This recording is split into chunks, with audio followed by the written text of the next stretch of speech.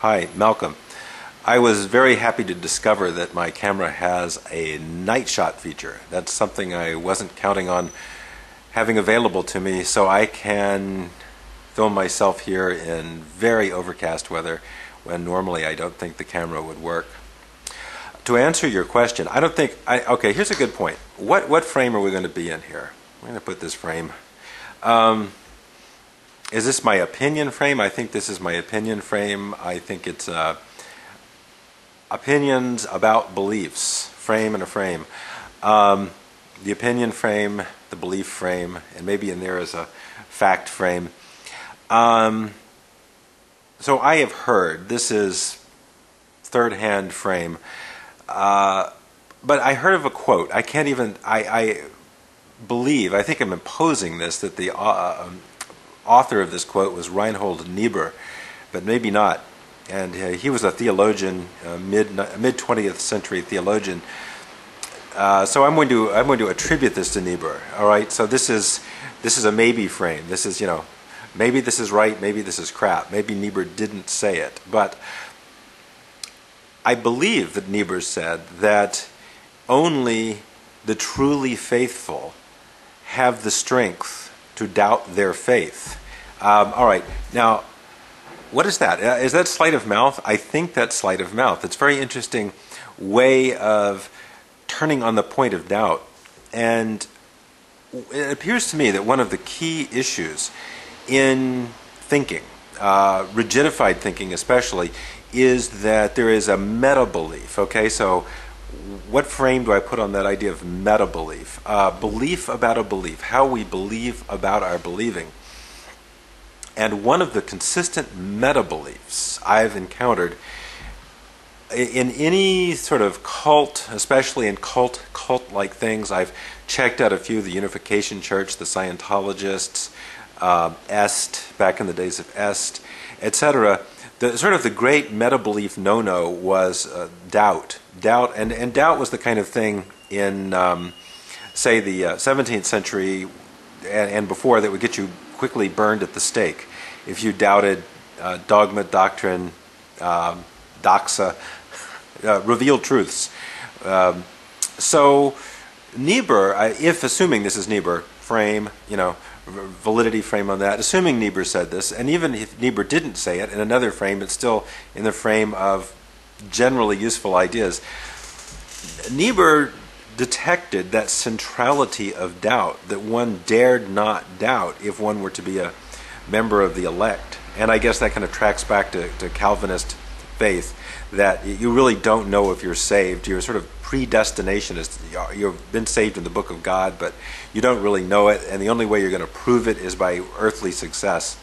So that created this entire issue, another way of sort of burning yourself at the stake, of working yourself to death, to prove that you were worthy in the eyes of God. And that sort of carried forward in modern corporate culture and a number of, to me, in my little worldview, kind of strange and self-destructive behaviors. And one of the things I would love to be able to tackle in NLP is detaching people from these thought viruses from earlier eras, that one is damned if one does not perform according to these basically self-annihilating codes of conduct that have become corporate life, especially in the senior management circles.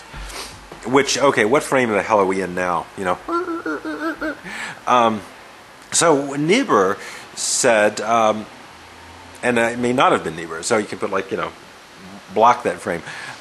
Only the truly faithful have the strength to doubt their faith, is a very, very interesting point, that there is the possibility of the coexistence of very deep faith and very deep doubt. One is not necessarily negating of the other. One can operate from the framework of a mindset of very, very careful assessment and very careful weighing and very careful evaluation, and yet one can also maintain deep faiths. One can maintain deep optimisms and what scientists may reject as subjective or personal views. I don't see them as mutually exclusive.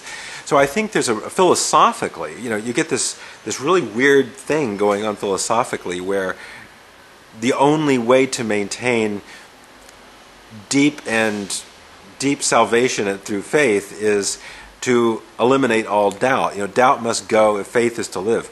And I think that was the Niebuhrian viewpoint or whatever that said, no, we're going the other way with that.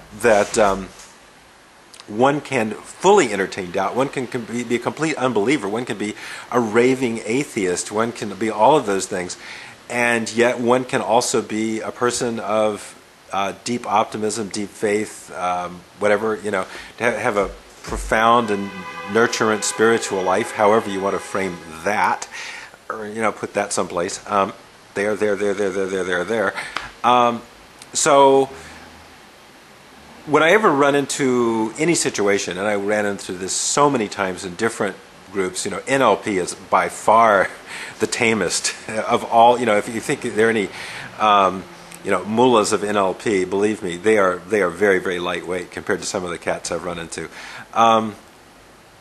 But still, I think that this brings us to another thinker, Erich Fromm, who believed that in modern people, existential terror was one of the great issues. The escape. So Fromm, and I'm not an expert. I'm going to frame this as, I'm a little bit pulling this out of my ass right now because I haven't read Fromm. I would love to go and read a lot of Fromm and really get where he's coming from.